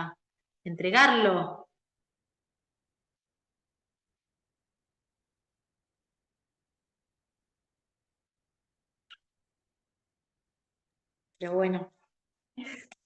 Y creo, bueno, ese capitulito que es muy cortito es como una síntesis de todo eso que decís, me parece, y tiene como mucha potencia. Sí, ese capítulo lo leo bastante ese. ¿Quieres que lo lea, que es cortito, antes de irnos? Sí, dale. Y agrego algo que está en el chat que dice, cuando hablábamos de las relaciones con nuestras madres, María Ángeles dice, algo de eso dijo Virginia Feynman también. No, cuando vos dijiste que tu mamá no te hizo comentarios sobre el libro. Sí. ¿Alguien lo puede leer? Que me ataque de tos. Ahí lo leo. Algo de eso dijo Virginia Feynman también, que su mamá se bancó el libro a pesar de que no la dejaba bien parada. ¿Viste? Porque no pueden con tanto, capaz. Igual es fuerte. Hay un capítulo del libro después cuando ella se va a despedir de la mamá sin decirle que se va, que es muy fuerte, ¿no? Como la mamá se va quedando ciega y queda ahí como resignada a ese destino. Es triste, re triste. Yo a mi mamá la veo muy triste también, como una mujer muy triste. Y además pensar también en el recorrido de estas madres, ¿no? De estas madres que tuvimos. Hay vidas muy tristes, infancias re tristes, como un trayecto todo doloroso. Capaz que es no poder hacerse cargo porque es mucho dolor, todo. Hay recorridos muy, muy dolorosos. Bueno, leo este chiquitito. Capítulo 80. Lo irrenunciable. Y la cita dice, tenemos que vivir no importa cuántos ceos hayan caído. Qué difícil es mirarse al espejo con 48 años y el doble de guerras. ¿Dónde quedó la mujer que fui? Me veo imperfecta, demacrada, fea, incogible. El regreso de Lucio a casa es, efectivamente, mi sentencia perpetua. Tengo los labios partidos de no besar. Camino desde el baño a la habitación y me cuesta levantar los pies. El centro de la tierra me quiere en esta porción de mierda, y yo solo deseo volar. No pertenezco a este espacio, ni a este tiempo, ni a este rol macabro de maternar sombras. Renuncio a lo irrenunciable. Es hora de cortar raíces. Pienso en las palmeras que crecen en aquella terraza contra natura. ¿Cuál fue el temblor definitivo? ¿Cuál de todas las decisiones activó el dominó brutal? A veces pienso en el amor como un casillero vacío, un examen reprobado, una virtud no merecida. Aparece su sonrisa imperfecta, las arrugas de sus ojos y el canto apaisado de sus palabras. ¿Será que queda margen de tiempo y ganas para intentar otro abrazo? Cierro los ojos, los abro, no hay nada.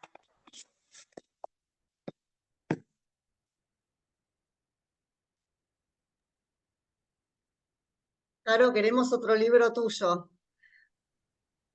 Estoy. Me vine a escribir, tengo que escribir ahora una crónica de lo que estoy investigando y escribí el primer capítulo, que lo tengo que arreglar un poco, pero ya va, ahí va. Y estoy ahí pensando el título porque me parece Yo le iba a poner Puta Madre 2, pero en realidad estoy pensando en mi hija y en el rol de mi hija en todo este... Y, y lo que se me ocurrió, que lo voy a contar a modo... Esto después cuando lo editen no lo pongan porque no lo voy a contar todavía, pero les cuento un secreto, que es que Corten la me parece que grabación. se va a llamar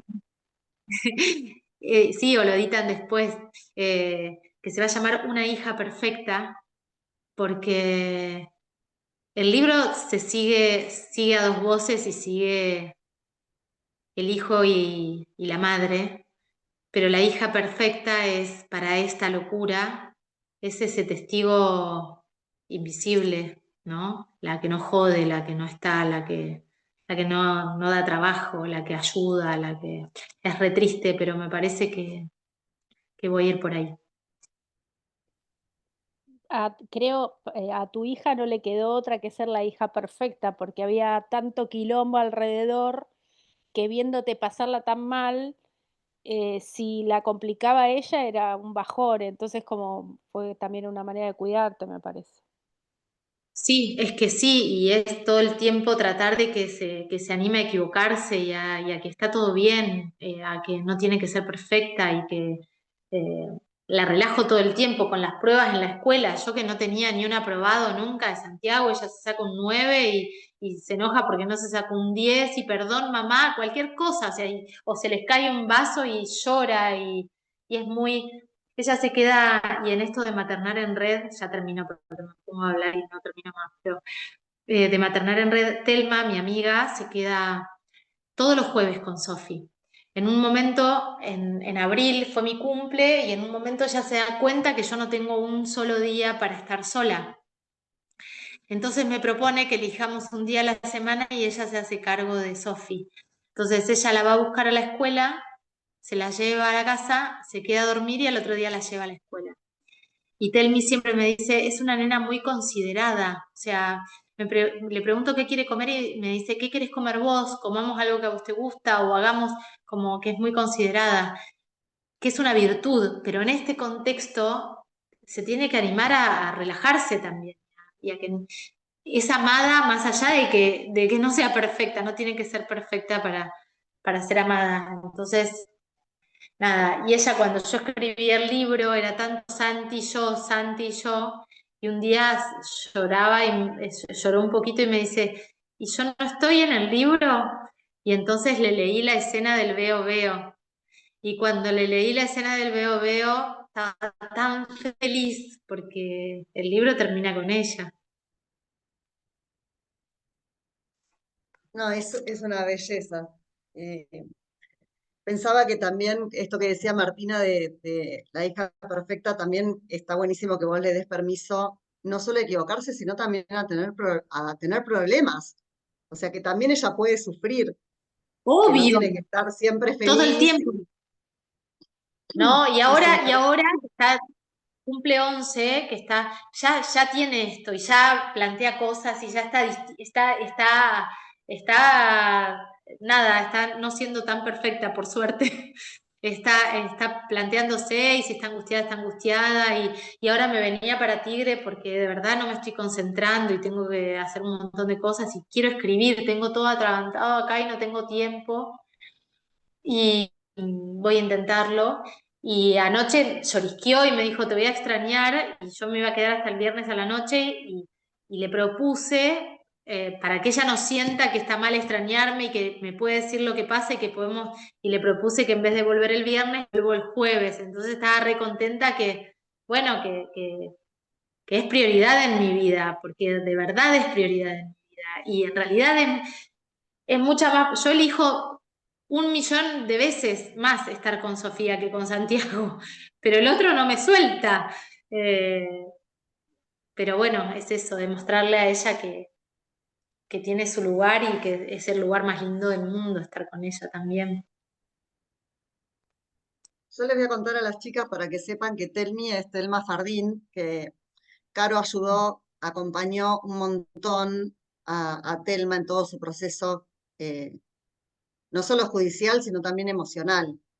actrices argentinas acompañó a Telma un montón y bueno, Caro especialmente. Lo quiero decir, amiga, porque Sí. nada, porque las redes son las que nos sostienen, como decías vos en un momento de la charla, las redes de humanidad, ¿no? Esto que vos decías, encontré una persona y me la agarré como una liana y después encontré otra persona y me agarré como una liana y después encontré otra persona y me agarré como una liana. Bueno, esas son las redes también que vamos creando entre nosotros también, ¿no? Para sostenernos. Totalmente. Es así. Sí, Estelmi. Que le dice mamá 2.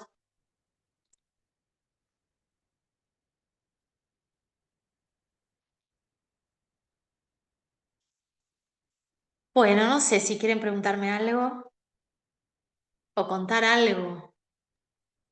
Yo quería contar, hablabas de esto de que hay momentos en que uno no quiere ser más la mamá de... eh, y recuerdo una entrevista que yo le hacía hace muchos años a un pediatra. En la provincia tuvimos yo soy de Misiones y tuvimos como un periodo donde muchos pibitos y pibitas se morían de desnutrición. Y el gobierno había avanzado hacia la criminalización de sus madres, porque, bueno, le habían dado condiciones como para que recuperen a sus niños y niñas de desnutrición y se les morían. Entonces, el pediatra que trabajaba con pibitos con desnutrición me dice, lo que pasa es que hay un momento en que las mamás ya no pueden, se desconectan de sus hijos, porque el vínculo es un vínculo que se construye de respuestas. Y me dice, si vos tenés un bebé que cuando le tocas no te mira, cuando le tocas la piel es una piel que parece un cartón, cuando llega un momento en que aunque llore toda la noche, no lo escuchás. Y no es que seas una mala madre, decía, no lo escuchás.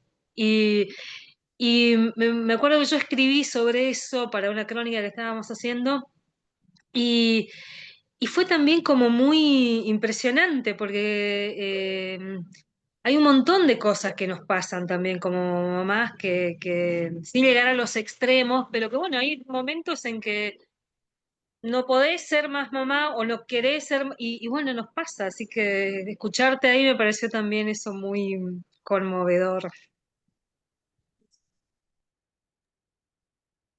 Qué Sí, fuerte eso que contás.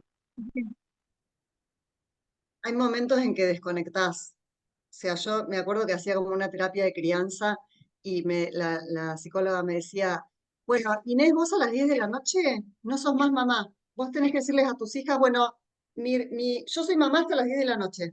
Ahora todas a la cama y yo soy otra cosa. Porque si no, como decía Caro, como decían ustedes también, ¿no?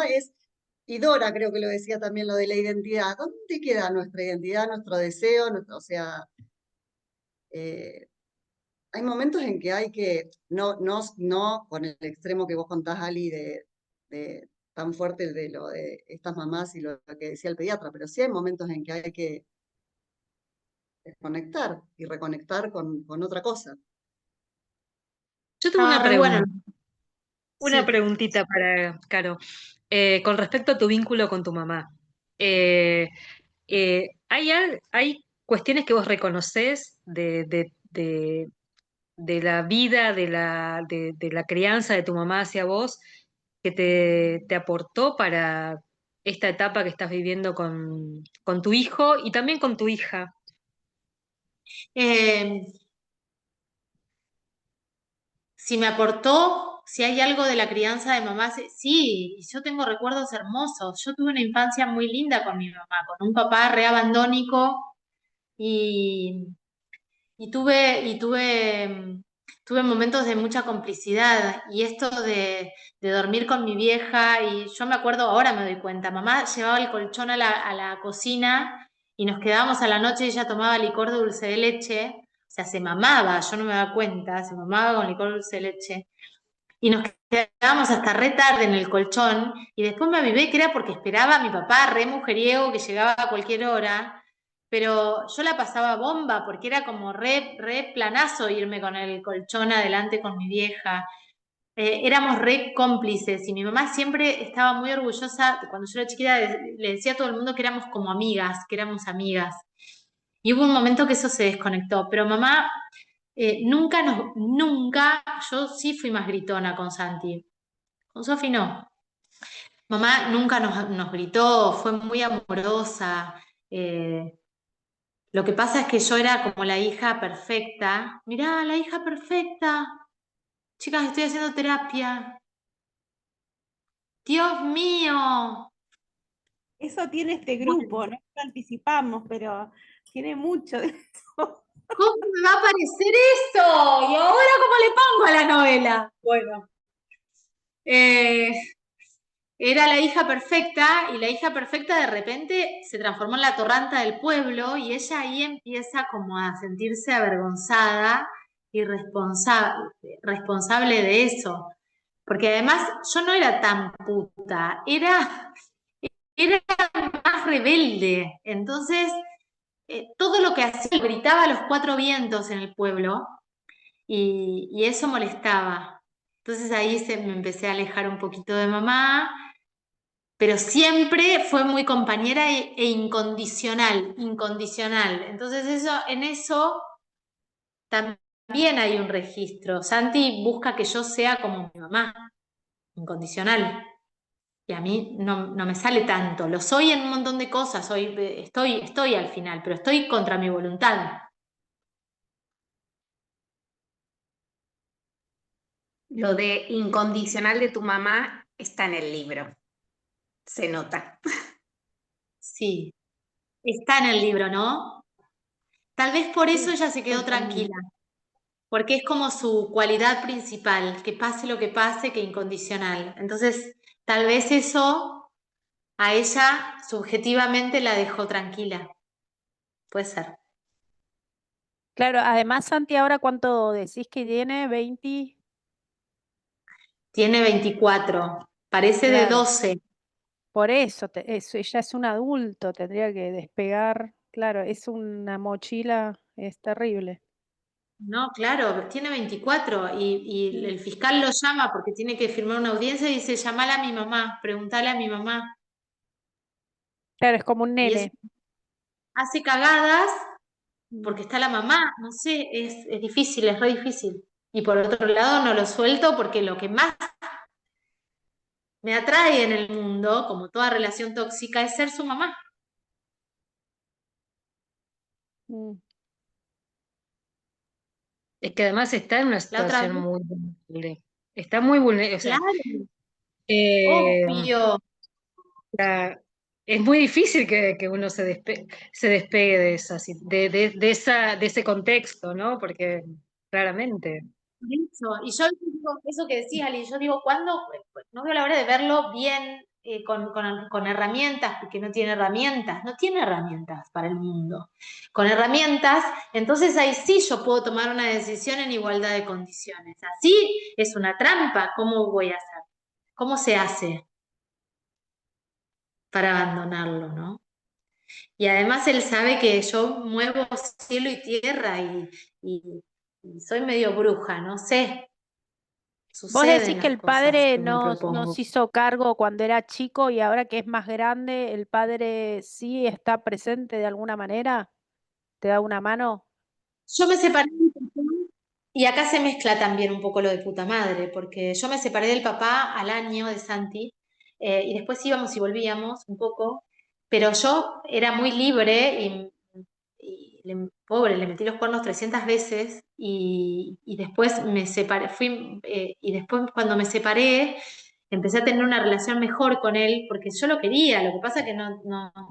Y, y el papá, cuando yo me separo, empieza como a juzgarme mucho, él. Entonces se alejaba. Él igual vivía en Holanda, jugaba al polo, vivía en Holanda 8 meses, 4 acá, nada. O sea, cuando venía lo veía, pero no había como vínculo. Y cuando yo tenía crisis con Santiago, cuando teníamos esas crisis que yo no sabía qué hacer, que se me escapaba, que pasaban cosas, yo lo llamaba al papá y él lo venía a buscar. El segundo día Santiago aparecía en casa.